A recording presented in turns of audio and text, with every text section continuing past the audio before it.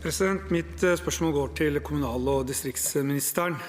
Denne regjeringen har jo på inn- og utpust sagt at det må gjøres tøffe prioriteringer. Men det å lage nye fylkeskommuner og mer byråkrati, det vil de gjerne bruke skattebetalernes penger på.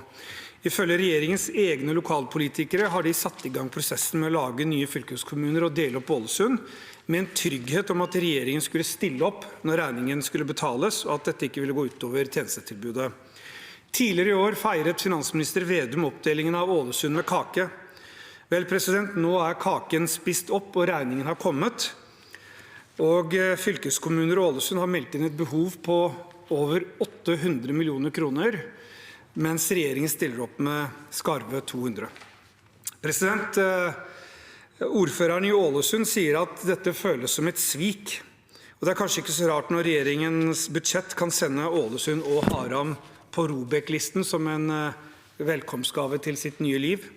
Kommunestyret sier at forutsetningen for at de sa ja var at alle utgiftene ble dekket. I motsatt fall ønsker de nå at Stortinget omgjør oppdelingsvedtaket hvis ikke de får disse kostnadene dekket. Arbeiderpartiets fylkesrådsleder i Viken sier rett ut at hun føler seg manipulert av sin egen regjering, og at man blir nødt til å kutte i tjenestetilbudet med det beløpet regjeringen foreslår. Det ganske drøy kost når det kommer fra øverste politiske leder, som har satt i gang en så stor prosess som angår 1,2 millioner innbyggere. Sannheten vel at både regjeringspartiene her i Stortinget, nasjonalt, i regjering og der ute lokalt, har satt i gang et kaos for å gjennomføre sitt prestisjeprosjekt.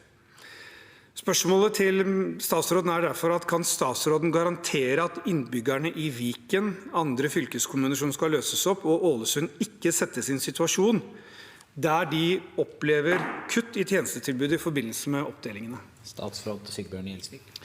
Ja, det svært bra at vi nå har et stortingsflertall som faktisk lytter til de lokale folkevalgte, som gir mulighet til de fylker og den kommune som ønsker det etter søknad, og løses opp igjen, etter at den ble slått sammen med tvang av Høyre, FrP, Venstre og KrF i Stortinget.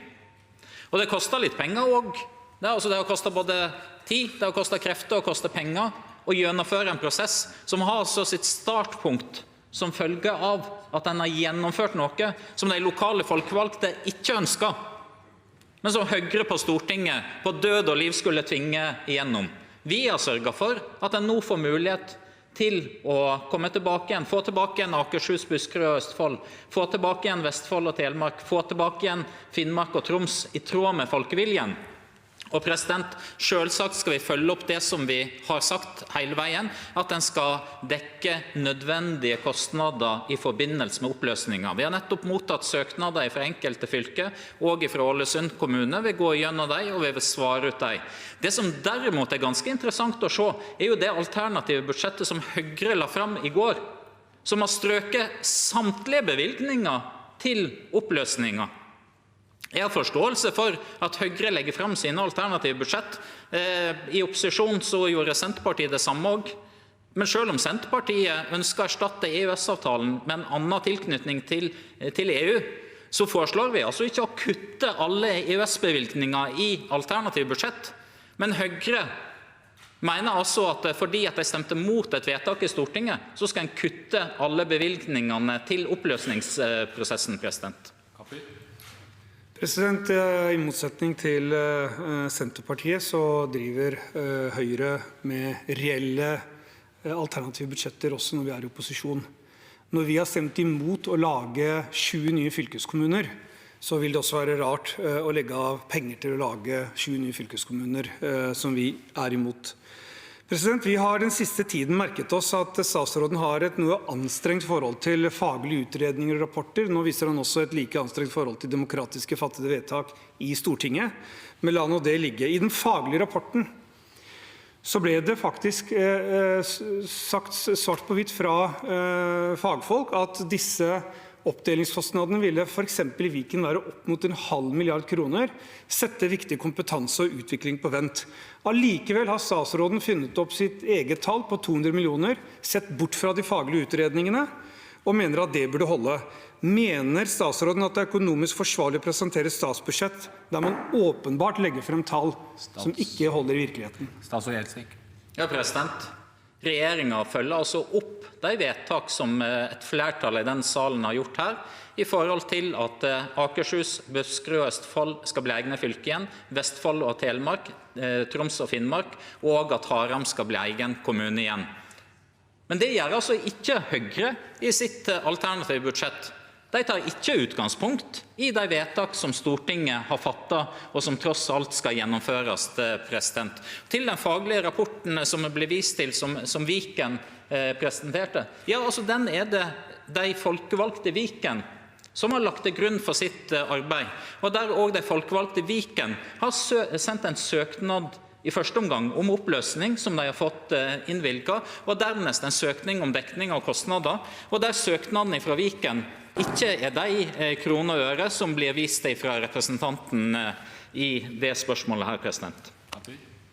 Dette er jo helt utrolig. Det ser ut som statsråden har glemt hva han selv la frem da han la frem saken om oppdeling av blant annet Viken. Da var det jo Vikens faglige utredning som lå til grunn for det som ble lagt frem til Stortinget også. Og der står det at disse kostnadene kunne komme opp helt opp mot 0,5 milliard. Der står det at dette ville gå utover tjenestetilbudet. Allikevel har man da funnet opp sine egne tall, som man ikke greier å redegjøre for hvilke objektive kriterier de har bygd på. Jeg hører en statsråd som sier rett ut at de lovnadene som Viken, Ålesund og andre har lagt til grunn for sine oppdelingsvedtak, ikke gjelder. Jeg hører en statsråd som tviholder på det beløpet han selv har fremmet, i stedet for å forholde seg til faglige utredninger og kommunenes egne vedtak, som statsråden er så opptatt av. Et beløp som åpenbart ikke kan kalles for seriøs budsjettering. Statsråden peker også på at det kan komme mer senere, men de viktigste kostnadene tas jo neste år. Mener virkelig landets kommunale distriktsminister at fylkene og kommunene skal fatte vedtak vel vitende om at deres budsjettvedtak ikke vil holde neste år? Statsråd Gjelsvik. Ja, Jeg skjønner fortsatt ikke hvorfor representanten Mudassar Kapur refererer til et beløp på 0,5 milliard fra Viken. Det er altså ikke det som ligger inne i søknaden fra Viken fylkeskommune i forbindelse med oppløsningen. Vi forholder oss til den søknaden som er fremmet. Det er helt riktig at vi la fram et budsjettforslag før vi hadde mottatt søknadene fra det enkelte fylke, enkelte kommune, med 200 millioner neste år. Samtidig så har vi også skrevet at vi ved behov også legger inn bevilgninger for kommende året. Det er altså ikke bare i 2023, men også i 2024 det vil kunne påløpe kostnader. Vi går nå gjennom søknadene for å se hvordan de er innrettet i forhold til det vi har sagt hele veien. Vi skal dekke kostnadene til de berørte fylker og de berørte kommunene. Vi skal dekke nødvendige kostnader i forbindelse med oppdelingen, og det står selvsagt fortsatt ved lag fra regjeringens side. Kapur. Jeg skjønner at statsråden ikke har lyst til å forholde seg til realitetene i det som har blitt lagt frem av kommunene, og det han selv har lagt inn i statsbudsjettet. Som jeg startet med i mitt hovedspørsmål, så er det slik at fylkeskommunene og kommunene har til sammen bedt om godt over 800 millioner kroner for å gjennomføre de oppdelingene som de med trygghet gitt av finansministeren og statsrådens eget parti satte i gang. I budsjettet så ligger det 200 millioner kroner. Det er et gap på minst 600 millioner kroner, og vi vet av erfaring at det kan øke. Allikevel så greier ikke statsråden her i Stortinget å redegjøre for det beløpet han selv da har lagt inn i statsbudsjettet, som er langt under det fylkene og kommunene trenger. Hvilke objektive kriterier ligger til grunn? Jeg gir statsråden mulighet til å svare på det. Hvilke objektive kriterier og forutsetninger ligger til grunn for det beløpet statsråden har lagt inn i sitt statsbudsjett for oppdelinger for fylkeskommuner og Ålesund neste år? Det beløpet er altså satt før søknadene har kommet inn fra den enkelte kommune, men vi har lagt på plass noen kriterier i forhold til hva som skal legges til grunn, at vi skal dekke nødvendige kostnader knyttet til prosjektorganisering, knyttet til IKT-kostnader, knyttet til gjennomføring av en god deling av de berørte fylkeskommunene og den konkrete kommune.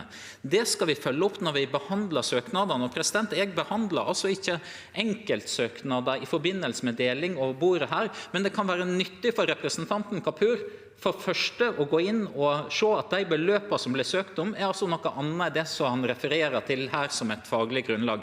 Dessuten så synes jeg det kunne være interessant om representanten Kapur går tilbake igjen til sitt eget parti, som altså har foreslått å bevilge 0 kroner til deling av kommuner og fylker i forbindelse med den prosessen her. Vi skal sørge for at kommunene og fylker blir godt ivaretatt, at det blir dekket nødvendige kostnader i forbindelse med delingsprosessen, i tråd med det vi hele tiden har sagt.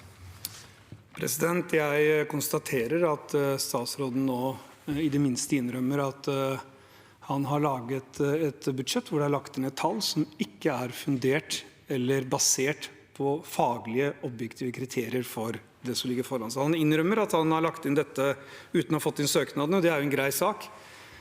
Men hvis statsråden hadde hatt litt interesse for det som lå til grunn av faglige rapporter før Stortinget fattet sitt vedtak, de tallene som lå til grunn, og de advarslene som lå til grunn i den saken statsråden selv fremmet for Stortinget, så ville man jo ha grunn til å tro at statsråden kanskje hadde lagt inn et annet beløp. Det vi ser nå, det er det som oppstår når vi har en statsråd som ser helt bort fra faglige utredninger, ser helt bort fra fagpersoners advarsler og legger frem sine egne tall. Nå står kommunene i vanskeligheter, fylkeskommunene. Kan statsråden garantere disse innbyggerne at ikke de får kutt i tjenestene? Altså Gjelsvik. Ja, jeg kan gjerne gjenta for 4. eller 5. gang at regjeringen hele tiden har sagt at den skal dekke nødvendige kostnader i forbindelse med oppløsninger. Modellen som vi har valgt, er at vi har pekt på kostnadsområder som er aktuelle for deling, og så har vi sagt at vi skal dekke nødvendige kostnader etter en nøktern standard i forbindelse med den prosessen. Nå har vi altså mottatt søknadene for kort tid siden. Vi skal gå gjennom søknadene, og de berørte fylkeskommunene og kommunen skal være trygge på at vi både skal ha en god prosess i forhold til å gå gjennom søknadene, og at de prinsipper for dekning som har ligget til grunn hele veien, fortsatt gjør det.